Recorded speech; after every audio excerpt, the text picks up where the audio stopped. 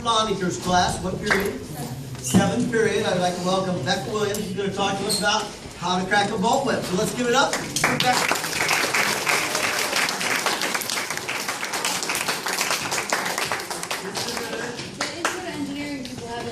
Took care of it. They're going. We're good. Thanks. Yeah.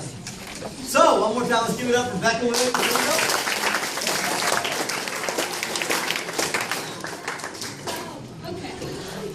Who here knows why a bullwhip cracks?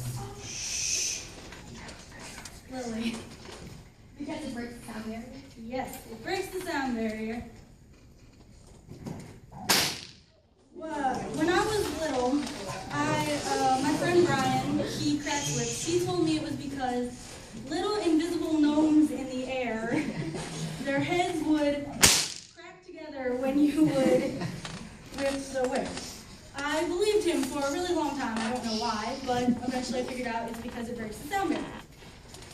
My project was how to crack a bullwhip, and my goal was to learn 3 different cracks: the cattleman's crack, the flick, and the overhead.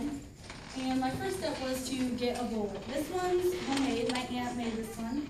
The end of it is made out of PVC pipe and electrical tape. And from here all the way over here is made out of athletic tape and rope, and this is the thong of the whip. Down here is more rope, and this is the fall. And then right here on the very end, this is the popper or the cracker, and this is what actually makes the whip pop, and that's made out of twine. The second step was to have somebody teach me the cracks. I chose Adam Winrich to teach me the cracks.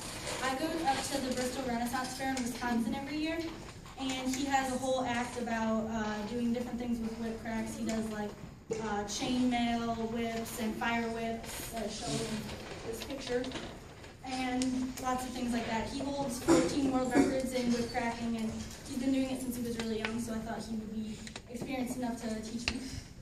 Step 3 is to practice the technique throughout the whip, because stance and movement really make a difference. When I was first doing it, instead of going up and straight down, I was going up, and then I would go across my body instead of going straight down, and I kept getting hit by the whip, and that wasn't the right way to do it, so I went back inside and I practiced without the whip, and that really helped me.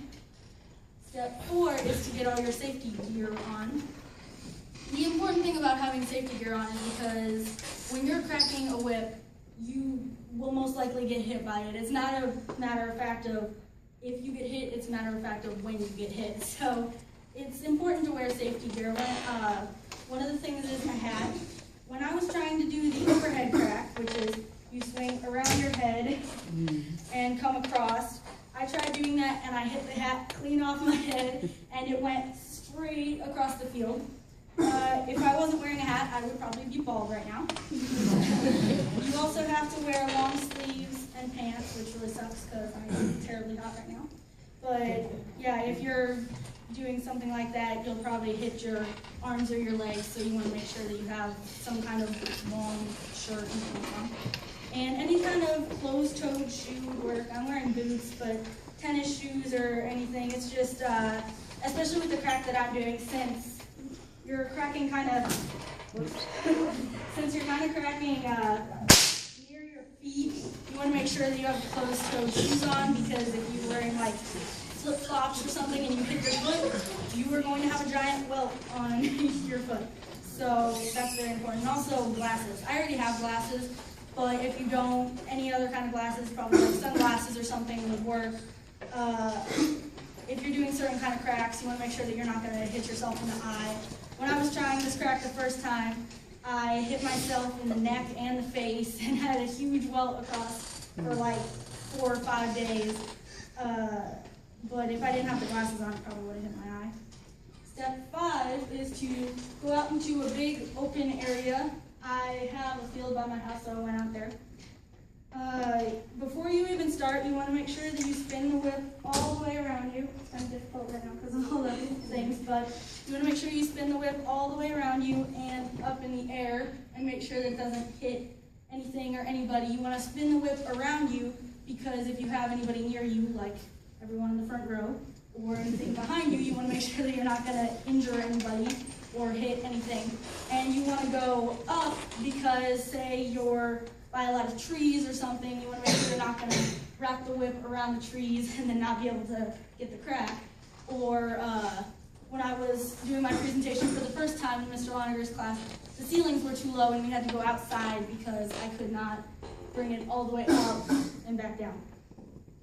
Then you have to attempt the crack at first. There were a lot of flaws when I was first doing it. As I said, I was cracking across my body instead of coming straight up and back down. You want to also make sure that you find the curve of the whip. There's a certain way that the whip does want to go. You want to make sure that it finds that way that it wants to kind of coil up. If you don't have that, it might not crack as well. And then finally, you will get the crack. After about 2 or 3 weeks, I got the crack down solid where I could just get it in a row and keep going with it. But it took me a long time and a lot of injuries later. I finally got it down. Yeah. My conclusion is I learned the cattleman's crack. I wasn't able to learn the other 2 cracks that I wanted to learn because there was a lot of rainy and windy days, and on rainy days, you cannot go outside with a whip because it will ruin it, and then you won't be able to whip with it anymore. And also on windy days, I went outside the first time and tried to do the crack, and the end of my, like right in the middle of my fall, it got knotted, and I didn't know what happened, so I was freaking out because we had our project coming up, and it wasn't whipping correctly, and I finally figured out there was a big knot in the fall because it was windy and things were blowing around. And also, it was windy. So, again, instead of doing that, I went back, tried to go forward, and the wind blew it, and it wrapped around me like that. And it was just really difficult to do the crack, so I decided not to try it when it was windy out, so I only learned 1 crack.